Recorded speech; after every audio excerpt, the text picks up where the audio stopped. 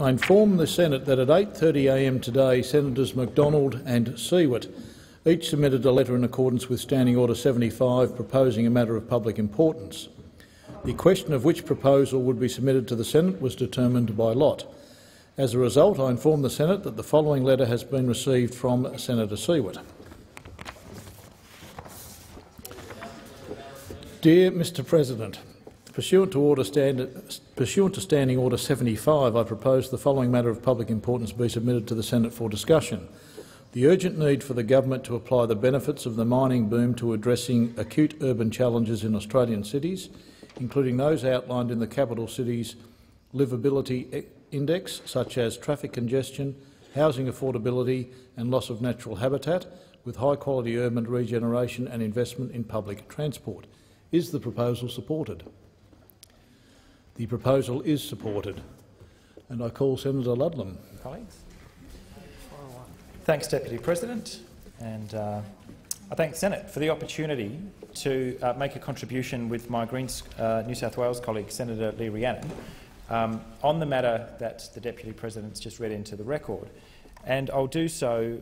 I think Senator Rhiannon's going to address it at greater length, but I will acknowledge the coalition of 8 groups that has today launched an exceptionally important and timely report into the state of Australian cities, and in particular what the design of our cities is doing to our population, our kids, our time, our jobs and where we can live.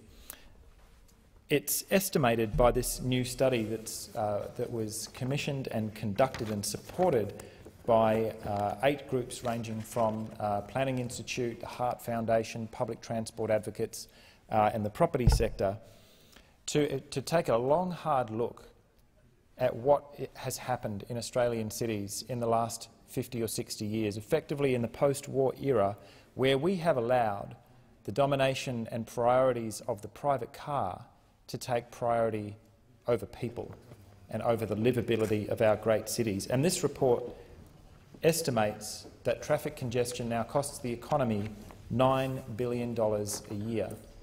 Now, those sort of figures, it's not the first time I've seen figures like that as to the economic cost of traffic congestion, but let's pull apart how these estimates are made.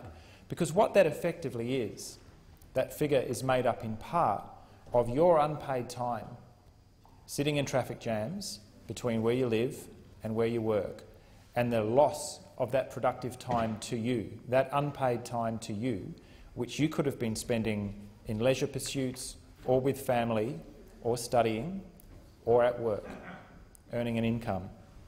And the staggering figure of the cost of congestion of $9 billion a year is derived in part from this gigantic loss of amenity and loss of time for each of us who find ourselves condemned to traffic congestion.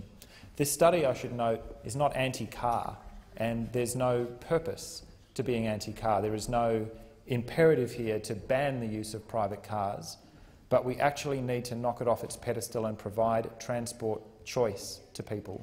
What we have done in the planning of our great cities is eliminate choice. If you live in the middle ring or outer suburbs, particularly if you have kids in an Australian city, you need one private car per working adult, whether you're a greenie or not, whether you care about atmospheric pollution, the cost of petrol, lost time, the frustration of sitting in traffic jams, the elimination of urban bushland for road projects and the unsustainable sprawl of our cities. Whether or not you pay regard to those things and whether or not those are your priorities, you have no choice.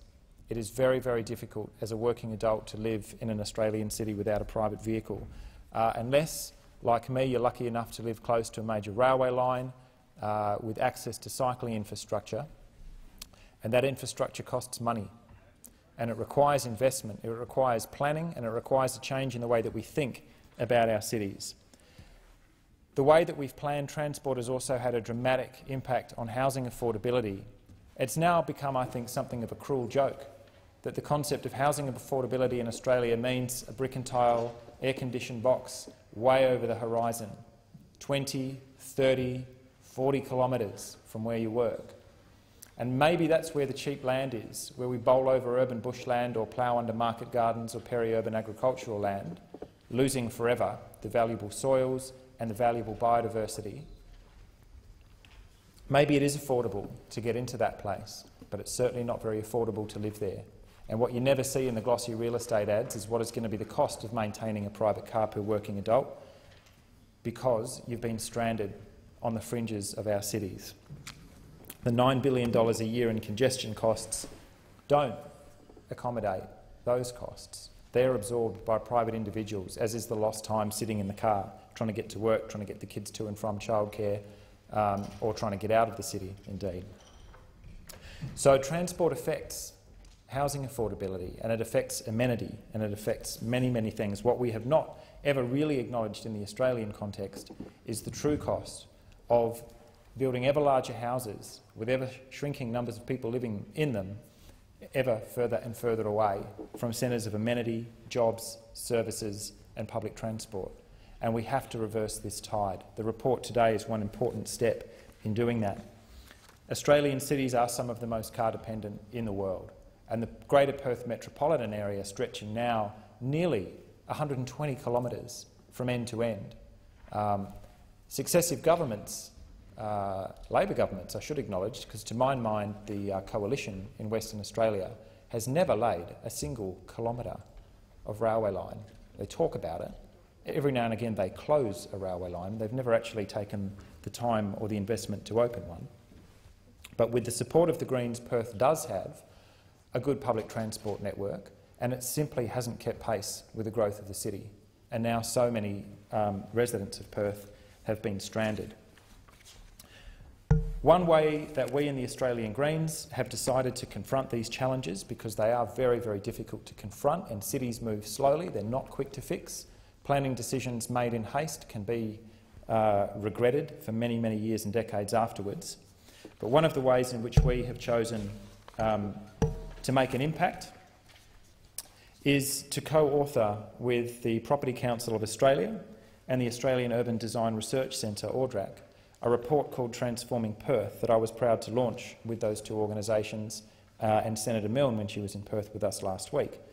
And this is effectively a study that builds on the work of Victorian urban planner Professor Rob Adams, who's the Director of City Design at the City of Melbourne, that says, what if, instead of simply letting the sprawl go and maintaining an effectively unregulated, or even, if you wish, over-regulated low-density sprawl in Perth, what if we developed along medium-density corridors, along public transport corridors, areas where high-capacity public transport can take some of the road space and give people that transport choice that they need. And when you combine that with networked cycling infrastructure and a reorientation of the bus network, you can do extraordinary things. What the Transforming Perth study did was identify more than 1,500 hectares of land along 7 high-capacity transit corridors in Perth, and identified that at medium density, not high-rise, not Hong Kong-looking towers along these corridors, but medium density, 4 to 5 stories, you could potentially fit between 94,000 and 250,000 dwellings along these corridors. And this is effectively overbuilding areas of urban blight, light industrial areas along these corridors, areas of car parks.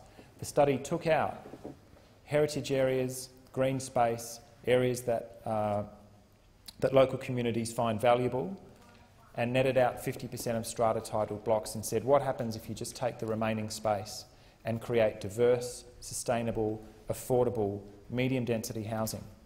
And what that has done in the context of this study and Professor Adams's work is it leaves 90% or 95% of the urban fabric untouched, and it simply develops and concentrates people along these activity corridors. If they are put in appropriate housing that is designed for that context, diverse and affordable housing types, we can actually eliminate sprawl.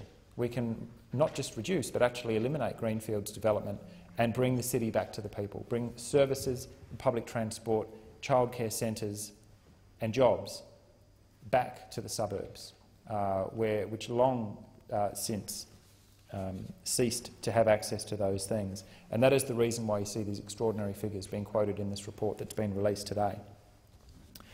It's a study that I'm really proud to have been a part of. It's been actually an unexpected joy working with the Property Council and a cohort of developers that they brought in to keep our feet on the ground.